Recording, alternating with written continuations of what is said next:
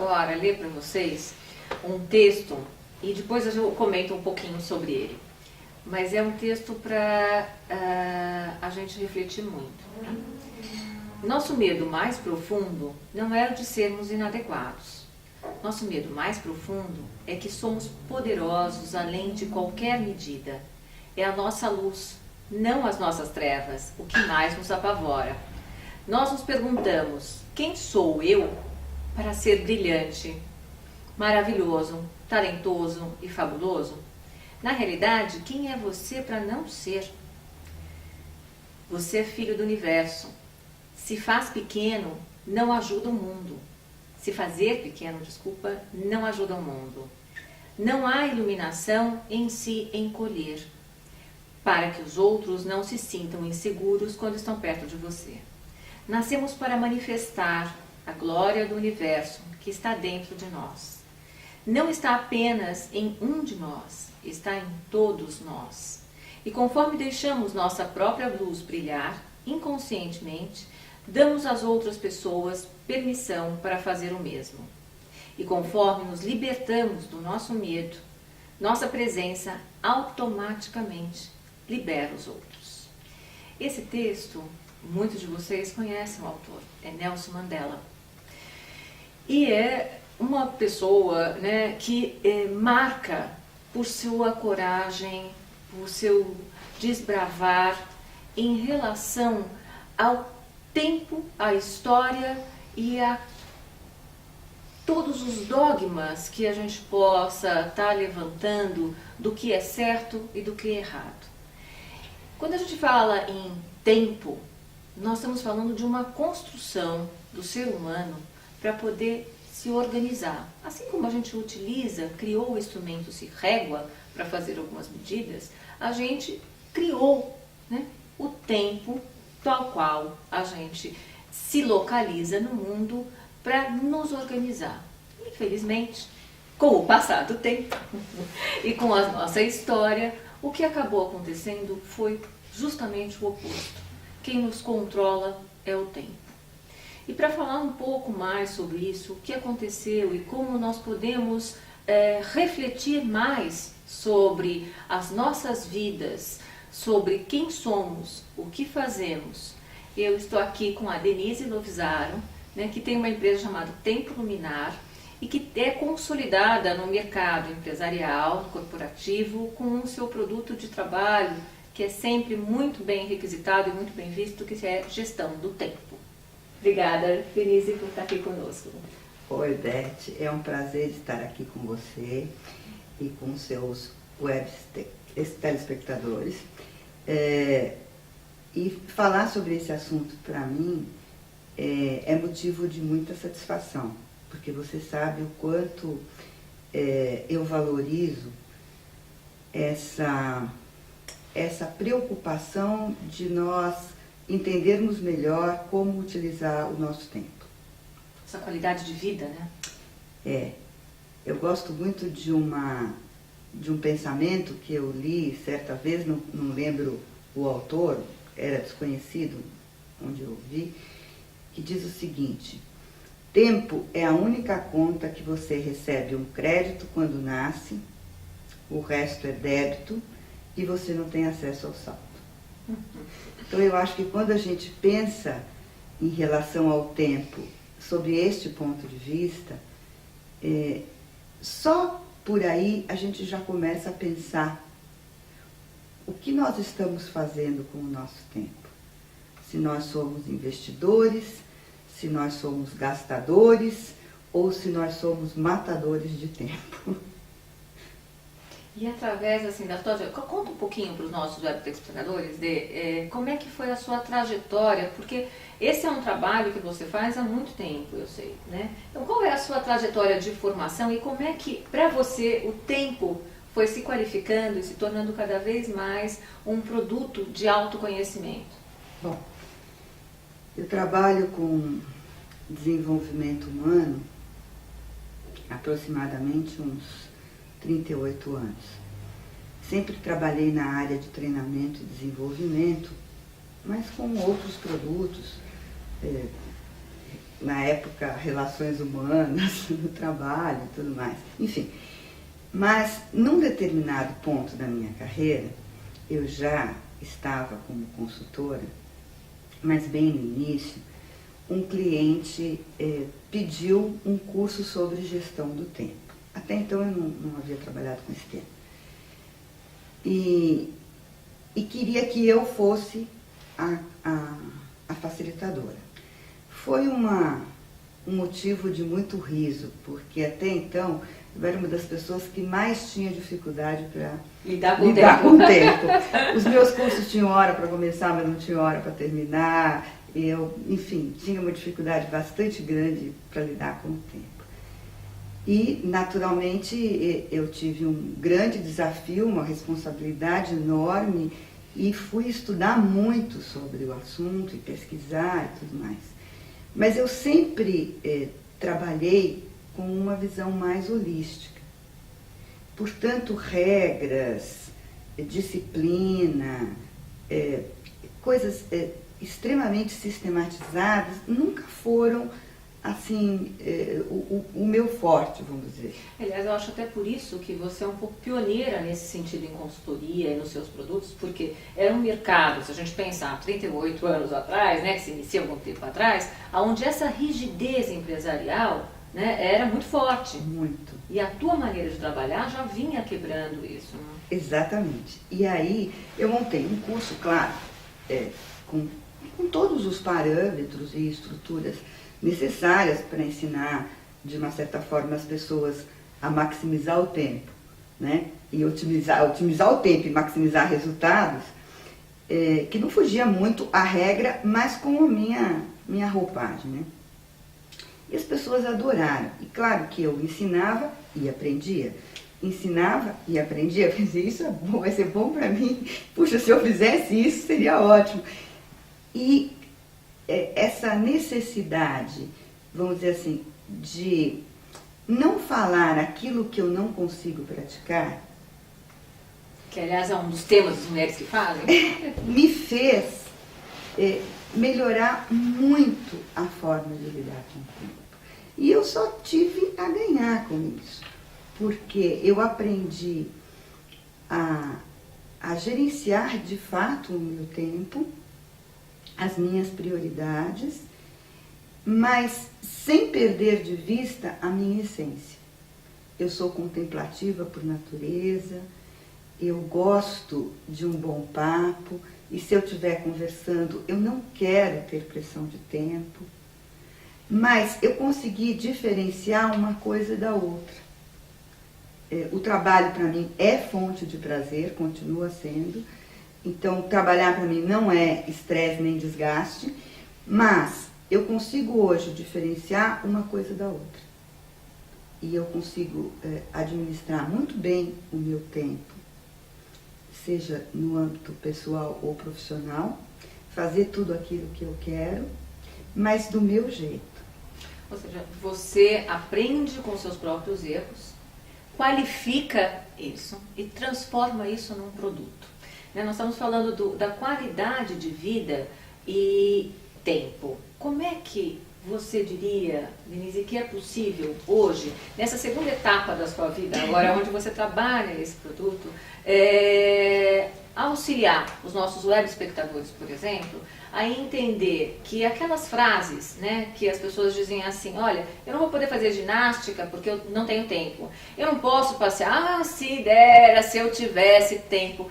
Como é que você pode trazer alguma contribuição para essas frases que são tão marcantes e tão difíceis das pessoas desistirem, né? Desinvestirem?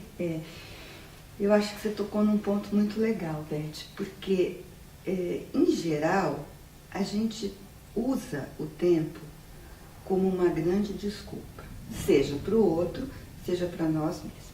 Quando é para o outro, você encontra aquela pessoa que, na verdade, você até gosta, mas você não faz muita questão de ver. Então você diz assim, eu quero te ver e tal, mas eu estou tão sem tempo. E passa. Agora, quando você faz isso para uma ou outra pessoa, paciência. Mas quando você faz isso para você, e a gente faz constantemente, então eu adio a minha atividade física porque eu acredito que não tenho tempo para isso. Na verdade, ela não entrou num nível de prioridade que ganhe espaço no meu dia de 24 horas, né? Para eu dedicar, sei lá, meia hora, 40 minutos, 1 hora para a minha atividade física, mesmo que não sejam todos os dias, se isso não for possível.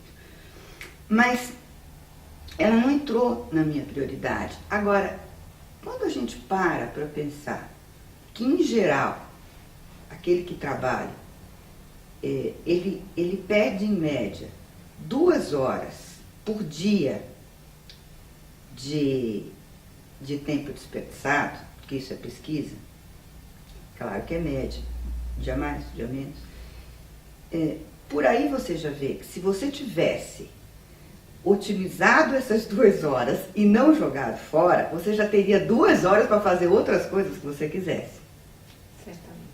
Assim, é muito comum, né? Eu tenho certeza que alguém aí de vocês está me assistindo e está dizendo assim, porque ela não vive a minha. Claro. Se eu tivesse um filho, se eu tivesse o que eu tenho.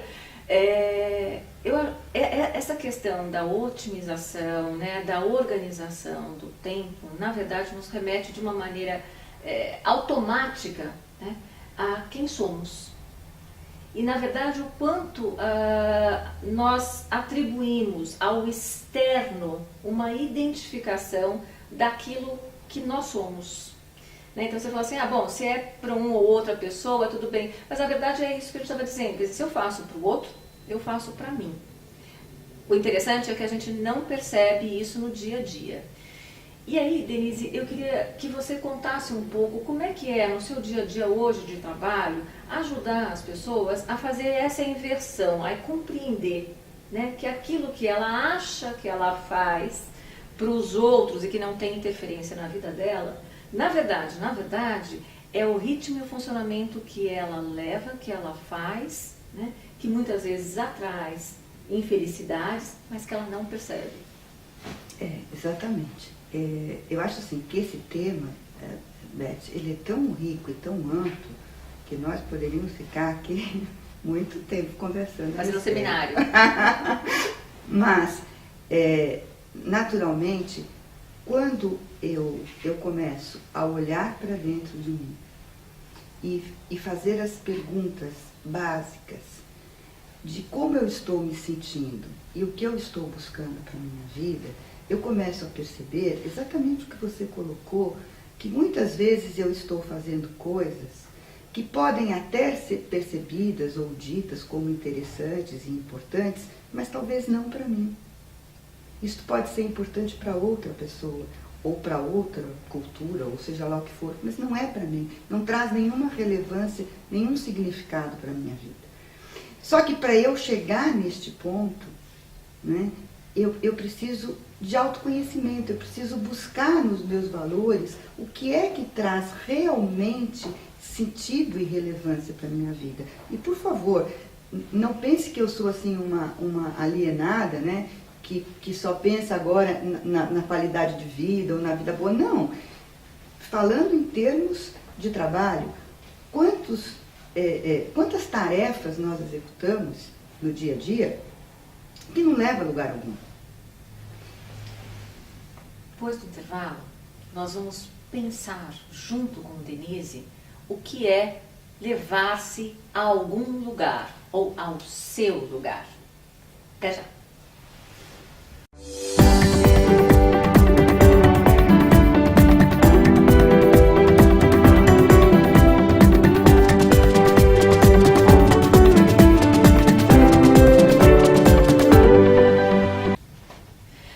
Nós vamos voltando e lembre-se, gente, existe qualquer lugar, existe o lugar e existe o seu lugar. E esse é um espaço, né, Denise, que é muito difícil na nossa educação das pessoas terem acesso. Né? A gente está muito acostumado a fazer aquilo que os outros dizem que é certo. Então você nasce, tem que ir para a escola, de ir para a escola você tem que fazer um cursinho, tem que fazer uma faculdade, e é tudo lá do externo dizendo. Nós não temos esse hábito. Né? Como é que é esse processo agora? Porque eu acho que nós estamos num universo onde começamos a facilitar o eu, né? O eu sou. Isso que a gente nos remete ao Mandala, que eu acho que você está de acordo, né? O medo é algo que nos afasta muito do eu. Com certeza. Nos afasta de nós mesmos, né? E das nossas, daquilo que a gente está buscando para viver e para experimentar. Eu costumo dividir a nossa vida em 8 áreas. Colinha. Uma colinha. Colinha. Se vocês quiserem me acompanhar, vocês podem inclusive fazer esse exercício também. Uma folha de papel, você dobra ao meio, depois você dobra mais uma vez, depois você dobra ao meio novamente. Não vai sair um barquinho, não. Uhum. Aí você abre, e para cada pedacinho de papel que ficou dobrado aqui, você vai colocar uma área. Então você pode colocar no primeiro a área pessoal, que é você com você, corpo, mente, espírito. Depois, você e família, você e romance. Eu separo família de romance, né? Porque o companheiro, a companheira é diferente da mãe, do pai, dos filhos. E o tempo que ocupa é bem diferente. O tempo que ocupa. Se você colocar na mesma panela, não vai dar certo. O tempo profissional, que é o trabalho que você executa hoje, a função, a posição que você ocupa. A carreira é aquilo que você escolheu para você. Então, onde eu estou hoje, onde eu quero chegar com a minha carreira. Relacionamentos em geral. Quer dizer, como eu estou no meu ambiente de trabalho, como eu estou entre os meus amigos, como está o meu network, enfim. A área financeira. E aqui não importa quanto você ganha, se você ganha bem, se você ganha mal, é como você lida com as suas finanças. Né? Qual o tempo que você se dedica, né, a pensar, elaborar, administrar as suas finanças. Né? E lazer e diversão. Quer dizer, que tipo de lazer e diversão eu estou trazendo para a minha vida? A gente às vezes se queixa muito de que uma cidade como São Paulo você não pode fazer o que você gostaria, mas a gente tem inúmeros programas que não envolvem o financeiro e que são extremamente interessantes. E cada vez mais, né, nos bairros, nas situações que você tem. E as casas mesmo, que oferecem programas gratuitos, shows, etc. Então tem muita coisa. É que às vezes a gente acaba se acomodando e acaba não fazendo, né? Mas se você escreveu essas 8 áreas no papelzinho. Repete para os nossos web espectadores, porque eu acho bem interessante. Nós estamos dizendo assim, como você pode ter um acesso, de novo, né, a você mesmo. A Denise está nos dando uma técnica, uma maneira, né, de você olhar como é que você está distribuindo o seu tempo. Então, só em tópicos, é o pessoal, familiar, romance, profissional, carreira, relacionamentos, financeiro e lazer. Aí você se faz uma pergunta básica. Quão satisfeito eu estou com o meu pessoal, com a minha área pessoal? Né? E você vai responder de 0 a 100. Quão satisfeita você está hoje com essa área? Né? Depois que você atribuiu essa nota, esse valor, você pergunta, o que é importante para mim nesta área? Quer dizer, o que eu estou fazendo, o que eu gostaria de fazer, o que eu não queria mais fazer, eu vou trabalhar um pouco com esta área. O que tem valor para mim nesta área? É você com você. E aí você vai para todas as áreas, assim, na área do romance. Vamos brincar um pouquinho? No financeiro, por exemplo, se eu te respondesse assim, olha, eu estou insatisfeito, porque acho que 99% você escuta isso, né? Sempre a gente quer mais, né? Então tá bom. Então eu estou insatisfeito, eu gostaria, que é uma frase que a gente escuta muito, trabalhar menos e ganhar mais. Né? Como é que isso pode ser levado a essa outra reflexão, né, de verdade, do que não é o externo? Assim, o padrão legal é receber e trabalhar muito pouco. Isso é idealizado, né? É, por isso mesmo que quando você responde todas as áreas, você consegue saber exatamente o que é importante para você sentir que tua vida vale a pena. Porque é claro que o financeiro, ele é importante. Ele é importante porque ele te dá mobilidade, ele te dá a facilidade de adquirir o que você quer, sem dúvida alguma. Mas eu acho que o mais significativo no mundo de hoje, na questão financeira, é a questão do status. Quer dizer, o que o financeiro pode me proporcionar de status. Nem sempre é o que eu quero realmente, mas é o que eu posso ter através do financeiro e como eu serei vista ou percebida, até mesmo em termos de carreira. Quer dizer, quanto eu ganho e o que eu posso conseguir com esse meu Eu acho que isso vai trazendo valor, muito a questão, exatamente o que eu ia dizer, né? Do seu valor. do né? meu valor. Então, quando eu percebo o que traz sentido, o que traz relevância para a minha vida, eu começo a perceber que, apesar do financeiro ter um peso grande, sem dúvida alguma, a gente vive num mundo materialista, portanto, ganhar dinheiro faz parte, inclusive, de estar integrado neste mundo materialista, aprender a ganhar dinheiro, mas eu, por exemplo, tive que aprender a ganhar dinheiro, porque eu não sabia. Eu gostava de trabalhar, mas eu não sabia ganhar dinheiro. Eu ainda estou aprendendo. Eu acho que eu aprendi. Mas ainda tem alguma coisa para aprender. Mas, embora eu não acredite que tempo é dinheiro, foi justamente com os investidores que eu aprendi como lidar com o tempo, aproveitando esse gancho. Os investidores dizem o seguinte: quando você tem investimentos para fazer, não faça todos no mesmo, não é? Não coloque todos os ovos na mesma cesta. E com o tempo eu diria a mesma coisa para os nossos web espectadores. É difícil para falar essa palavra. Não coloque toda a sua atenção, todo o seu foco em uma ou duas áreas, que é o que a maioria das pessoas faz. Né? Então, eu tenho o trabalho, eu tenho a família, se eu tenho filhos, eles demandam muito, principalmente quando são pequenos, o romance e o resto vai ficando capenga. E o resto vai ficando capenga. Mas quem vai ficando capenga? Você. Porque você é que vai para o final da fila. Né? As suas próprias demandas vão para o final da fila. E assim como o dinheiro, para rentabilizar, é preciso diversificar, o tempo também. Quanto mais eu abro o meu leque de interesses, mais satisfeita eu me sinto, porque de cada área eu recebo um tipo de reconhecimento pela minha existência.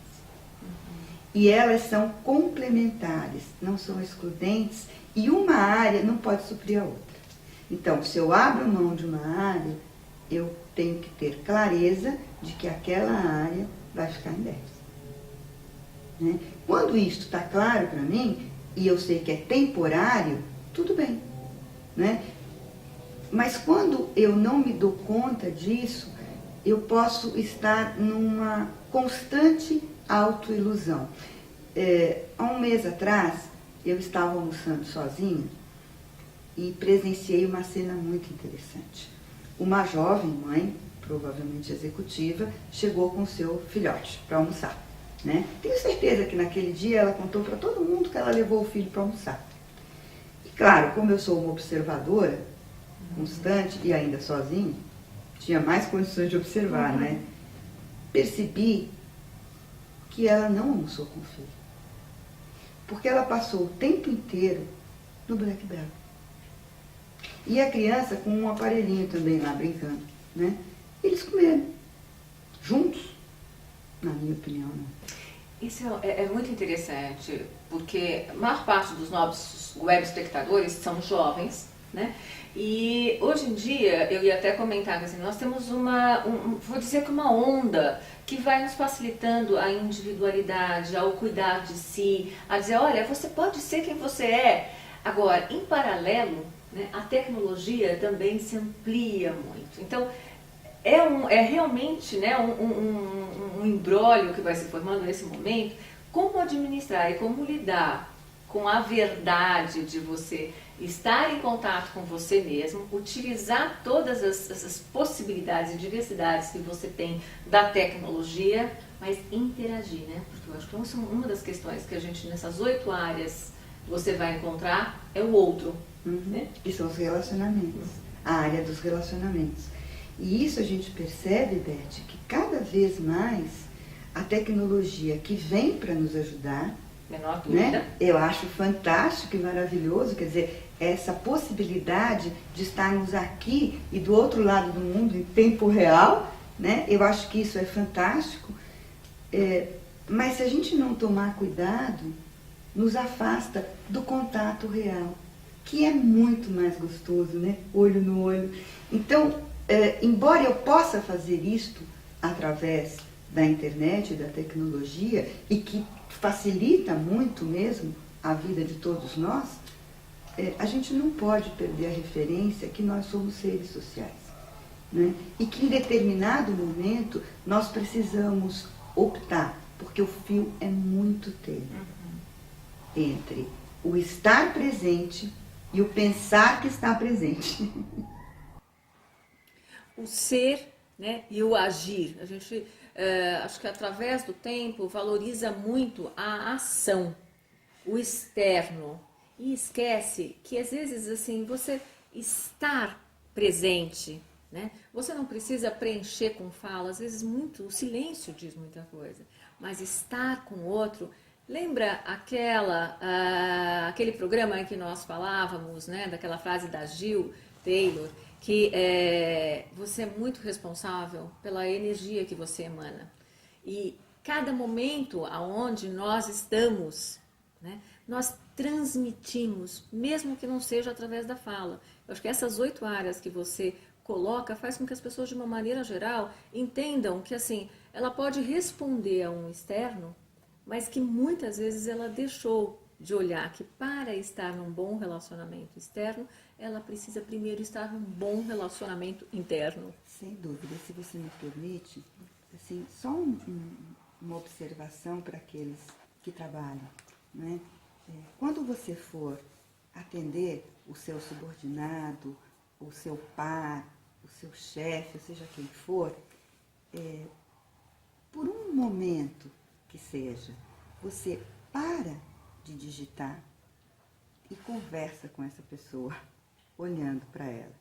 Porque eu conheço muitos executivos, muitas pessoas que, no afã de fazer tudo ao mesmo tempo, né, essa capacidade que as pessoas hoje se atribuem de fazer várias coisas ao mesmo tempo, que a gente sabe que algumas pessoas têm, mas que não é uma realidade, né, afasta muito e dificulta o relacionamento no trabalho. Eu até ia falar que o nosso tempo foi curto, mas eu parei e vou refletir o seguinte. Uma das coisas que a gente gostaria muito de transmitir, acho que até uma tarefa do Mulheres que Fazem, né, é a qualificação daquilo que você tem, daquilo que você é. Então, se nós pararmos, como a Denise estava colocando, segundinhos e olhar, né, a intensidade daquilo que você tem, ela por si só é muito boa. Né? E a gente, como estava sendo dito, a gente não tem o hábito de se aproveitar daquilo que é bom e daquilo que brilha. Dê, muito obrigada pela sua participação e eu gostaria que você fizesse agora, já pôs várias dicas, né? Vocês podem acompanhar a Denise no site dela, que por favor... É www.tempoluminar.com.br. A Denise dá cursos, ministra cursos, faz coaching, auto-coaching, se vocês quiserem aprimorar, né, o seu autoconhecimento, digitem lá. Suas considerações, Dê, por favor. Bom, primeiramente eu agradeço a oportunidade de estar aqui com você, que é uma pessoa que eu admiro, que eu gosto muito. Obrigada. De estar conversando com os seus web espectadores. E falando de um assunto que eu acredito que cada um de nós deveria cada vez mais olhar para dentro de si e dizer: o que é que faz a minha vida valer a pena? que faz a sua vida valer a pena. Muito obrigada e até a próxima semana.